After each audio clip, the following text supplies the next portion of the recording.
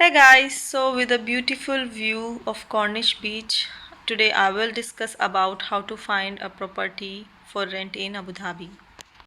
तो हम जहाँ ऑलरेडी रहते हैं वहाँ पर हमारा एग्रीमेंट फिनिश होने वाला है और हम लोगों को दूसरा रेंट पे अपार्टमेंट ढूंढना है क्योंकि हम लोगों को अपना लोकेशन चेंज करना है किसी काफ़ी सारी रीज़न की वजह से जो मैं आपको आगे वीडियो में बताऊंगी।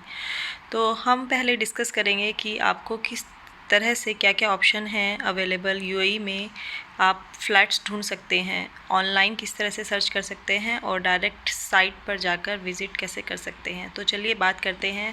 पहले ऑप्शन आपको बताती हूँ मैं, how to find online. Let's discuss about this first. तो आप ऑनलाइन स्टार्ट कर सकते हैं सर्च करना अगर आप अबू धाबी में ढूंढ रहे हैं प्रॉपर्टीज़, और उस वेबसाइट पर जाकर एरिया और रेंट अमाउंट अपना जितना भी आपका बजट है सेलेक्ट कर कर आप अपार्टमेंट ढूंढ सकते हैं।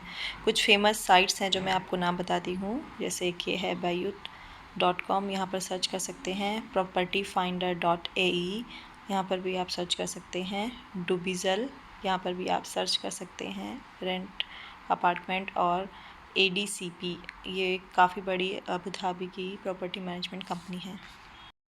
और या फिर आपको आजकल सभी बिल्डिंग के बाहर टू लेट के बोर्ड लगे हुए मिल जाएंगे, जहाँ से आप मोबाइल नंबर नोट कर कर कॉल कर कर उनका ऑफिस विज़िट कर सकते हैं और जिस हिसाब से वो आपको इन्फॉर्मेशन देखे उनके फ्लैट को विज़िट कर सकते हैं जाकर। तो अगर आप थोड़ी मेहनत कर सकते हैं हमारी तरह, तो हम किस तरह से फ्लैट ढूंढते हैं मैं आपको बताती हूँ। तो हमने जैसे कोई भी एरिया चूज़ कर लिया जहाँ पे हम लोगों को फ़्लैट लेना है। डिपेंड करता है कि आपको कौन सा एरिया पसंद आता है, आपकी प्रेफरेंस क्या है, आपका ऑफिस वहाँ से पास पड़ता है या आपके किड्स का स्कूल वहाँ से पास पड़ता है। तो आप कोई भी एरिया इस तरह से सेलेक्ट कीजिए और आप उसमें से कोई भी बिल्डिंग चूज़ कीजिए, उस बिल्डिंग के अंदर जाइए और वहाँ पर आपको वॉचमैन या नातुन मिलेगा और आप उनसे डिटेल ले सकते हैं फ़्लैट के बारे में कि 1 बेडरूम या 2 बेडरूम जो भी आपकी रिक्वायरमेंट है खाली है कि नहीं है। और अगर खाली है तो वो आपको रूम का फ़्लैट का की देंगे और आप वहाँ पर जाकर देख सकते हैं फ़्लैट को। और अगर आपको पसंद आए तो फिर आगे आप प्रोसेस स्टार्ट कर सकते हैं। तो कभी कभी क्या होता है कि आप किसी भी बिल्डिंग के अंदर गए और इन केस आपको वहाँ वॉचमैन ना मिले, तो फिर आप वहाँ पर एक मोबाइल नंबर मेंशन होगा वॉचमैन का। तो आप जैसे कि इसमें बिल्डिंग में देखने आप यहाँ एंटर किया है और यहाँ पे वॉचमैन नहीं है, तो उस केस में आपको ऐसे वॉचमैन का नंबर लिखा हुआ मिल जाएगा। तो आप उस पर कॉल कर कर उनको बोल सकते हैं कि हम आपकी बिल्डिंग में हैं और प्लीज़ अगर आपकी बिल्डिंग में कोई भी फ़्लैट खाली है तो हम विज़िट करना चाहते हैं। तो उससे आप कॉल पे इन्फॉर्मेशन ले सकते हैं कि जो भी आपकी रिक्वायरमेंट है उसके अकॉर्डिंग 1 और 2 बेडरूम अवेलेबल है नहीं, और अगर है तो वो आ जाएंगे और वो आपको फ़्लैट दिखाने के लिए ले जाएंगे अंदर। तो इस तरह से आप अपना प्रोसेस स्टार्ट कर सकते हैं। तो चलो मैं आपको दिखाती हूँ कुछ सैम्पल फ़्लैट्स जो हमने देखे हैं, उसके बाद मैं आपको बताऊँगी कि ट्रिक्स कैसे नेगोशिएशन कर सकते हैं आप फ़्लैट को लेकर। तो चलिए आपको कुछ सैम्पल फ़्लैट्स दिखाते हैं।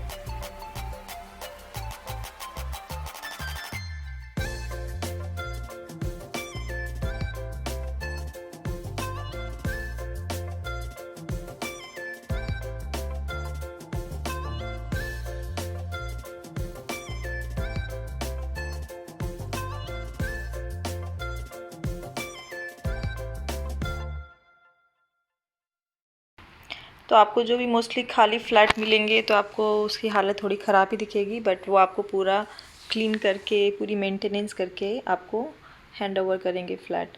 तो जैसे ये फ़्लैट में अभी मेंटेनेंस चालू है तो आप देखेंगे इस फ्लैट की हालत थोड़ी सी ख़राब है। तो हमारी प्रेफरेंस हमेशा से रही है कि हमको बालकनी वाला ही फ़्लैट चाहिए, क्योंकि हमको कपड़े सुखाने के लिए सनलाइट ज़रूरी है हम लोगों को, और बालकनी से जो व्यू होता है वो भी काफ़ी अच्छा दिखता है। तो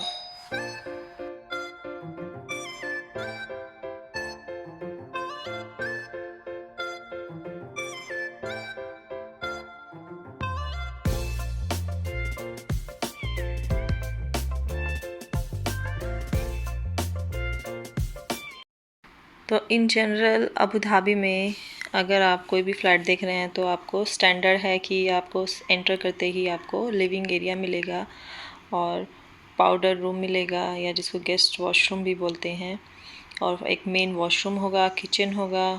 अगर आप 2 बेडरूम फ्लैट देख रहे हैं तो आपको 2 बेडरूम मिल जाएंगे, और उसमें अगर आप 1 बेडरूम देख रहे हैं तो 1 बेडरूम मिलेंगे। जनरली 1 बेडरूम में 1 वॉशरूम ही होता है, 2 बेडरूम में 2 वॉशरूम देते हैं, बट कभी कभी 1 बेडरूम में भी आपको 2 वॉशरूम मिल जाता है।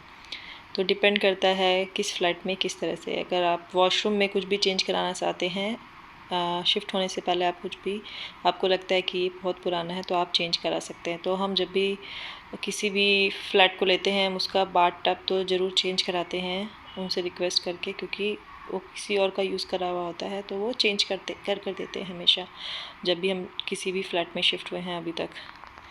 और किसी फ्लैट में आपको इस तरह से अलमीरा मिलेगी, किसी में नहीं मिलती है। तो ये डिपेंड करता है फ़्लैट टू फ्लैट। कभी कभी आपको ख़रीदनी पड़ेगी, कभी आपको मिल जाएगी ऑलरेडी। और ये यहाँ से आप अबू धाबी की मेन सिटी का व्यू दे सकते हैं। थोड़ा सा यहाँ से बीच भी नज़र आ रहा है, और ये मेन सिटी है अबू धाबी की, हमदान। और यहाँ से काफ़ी सारी चीज़ें बहुत पास पड़ती हैं।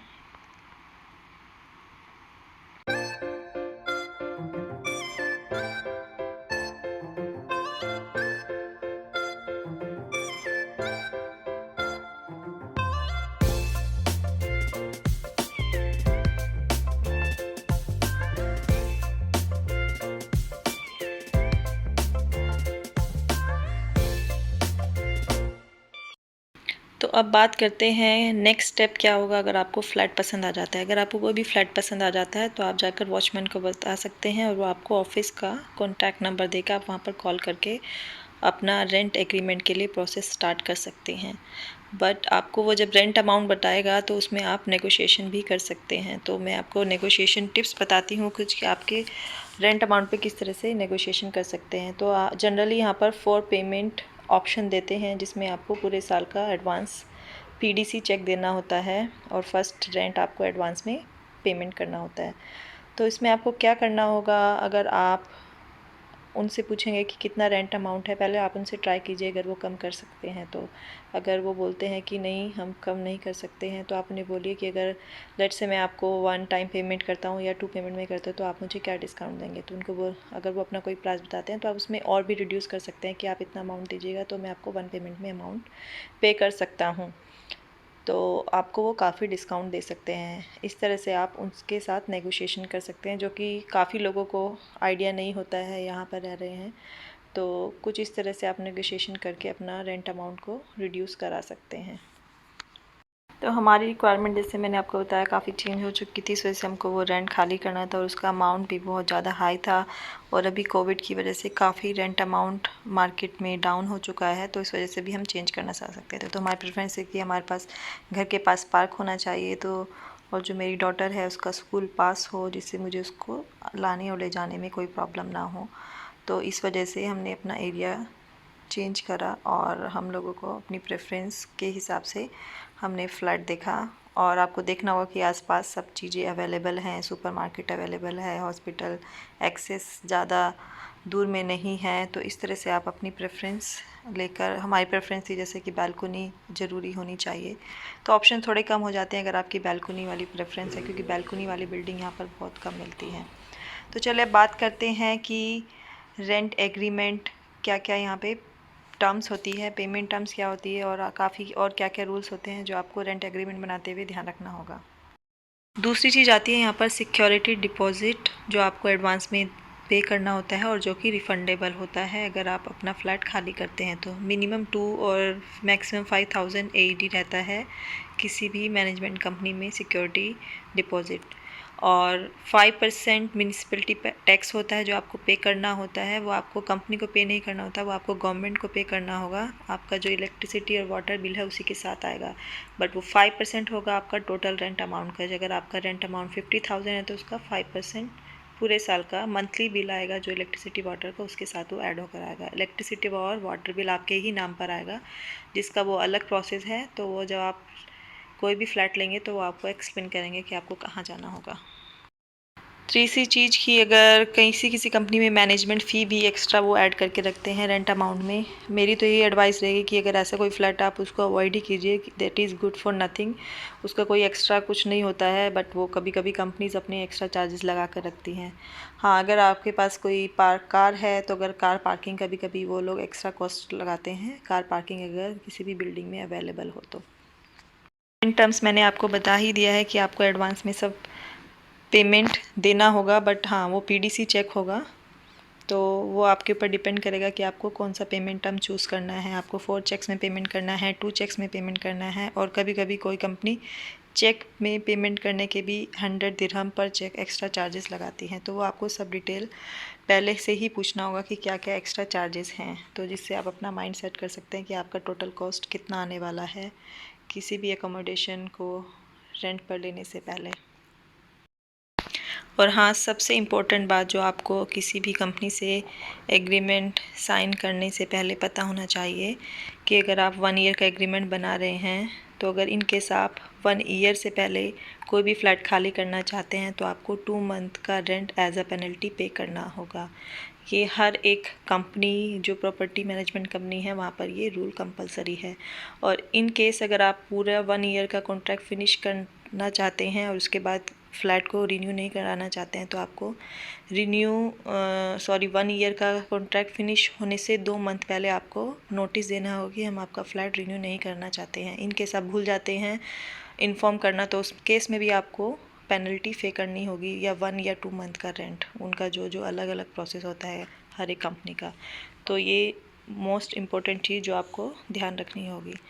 तो इस तरह से आप एग्रीमेंट बनाते हैं, और ये सब एक्स्ट्रा कॉस्ट हैं जो आपको रेंट के अलावा पे करनी पड़ती हैं ऑल ओवर यूएई, चाहे आप दुबई में हो, अबू धाबी में हो, शारजा में हो। यूएई में रेंट एग्रीमेंट को अरेबिक में तौथीक बोलते हैं। तो जिससे आप रेंट अपार्टमेंट ले रहे हैं वही आपको तौथीक प्रोवाइड करेंगे, और उसको जाकर आप अबू धाबी डिस्ट्रीब्यूशन कंपनी, जो कि यहाँ की इलेक्ट्रिसिटी और वाटर बिल कंपनी है, वहाँ पर जाकर अपना कनेक्शन अपने नाम पर ले सकते हैं, और उससे आपका रेंट एग्रीमेंट के बाद ही तुरंत हो जाता है 1 या 2 दिन के अंदर। और आप अपनी फैमिली को तभी बुला सकते हैं जब आपके पास तौथीक हो, यानी कि जब तक आपके पास एग्रीमेंट नहीं होगा रेंट एग्रीमेंट, तब तक अपनी फैमिली को वीज़ा पे नहीं बुला सकते हैं। तो बात करते हैं अभी रेंट अमाउंट की। अगर आप 1 बेडरूम फ्लैट ले रहे हैं अभी के टाइम में, तो काफ़ी रेट गिर चुके हैं मार्केट में रेंट के। कोविड की वजह से काफ़ी सारे फ्लैट्स खाली हैं हर एक बिल्डिंग में। तो आपको 1 बेडरूम आराम से 35 से लेकर 45,000 as per there flat standard मिल जाएगा। अगर आप 2 बेडरूम देख रहे हैं तो आपको 45 से लेकर 60,000 में आराम से अच्छा एक फ़्लैट मिल जाता है, जो कि मैं आराम से इसलिए बोल रही हूँ, अभी आप सोच रहे होंगे कि ये भी बहुत ज़्यादा है अगर आप उसको इंडियन करेंसी में कैलकुलेट कर रहे हैं तो। बट अगर आप बात करें 3-4 साल पहले की, तो यहाँ पर जब हम लोग आए थे हमने फ़्लैट लिया था, 4 स्टोरी बिल्डिंग थी पुरानी सी, हमने उसमें 1 बेडरूम का 65,000 पे किया था, मुझे अच्छे से याद है। और बड़ी बड़ी बिल्डिंग्स में तो आप लेना भूल ही जाइए। मतलब कि अगर आप किसी बड़ी बिल्डिंग में उस टाइम पर फ्लैट देखेंगे तो आपको 1 लाख AED मिनिमम आपको पे करना होगा किसी भी फ्लैट को लेने के लिए। तभी मैं उस टाइम की बात बता रही हूँ आपको। बट अभी आपको आराम से 35,000 40,000 में 1 बेडरूम मिल सकता है, वो भी आपको विदाउट ब्रोकरेज फ़ी। पहले तो आपको 5,000 अलग से आप एक्स्ट्रा लगा लीजिए कि आपको ब्रोकरेज फ़ी पे करना होता था एजेंट को कोई भी फ़्लैट ढूंढने से पहले। आपको आप इजीली किसी बिल्डिंग में जाकर फ़्लैट देखकर, ऑफिस में जाकर बात करके, या डायरेक्ट ऑनर से नेगोशिएट करके फ़्लैट ले सकते हैं। So guys, that was my tips and tricks to find a flat in Abu Dhabi, और किसी भी यूएई के एमिरेट्स में आप फ़्लैट ढूंढ सकते हैं इस तरह। और आपको ये वीडियो आई होप हेल्पफुल रहे जो भी आप फ्लैट ढूंढ रहे हैं यहाँ पर।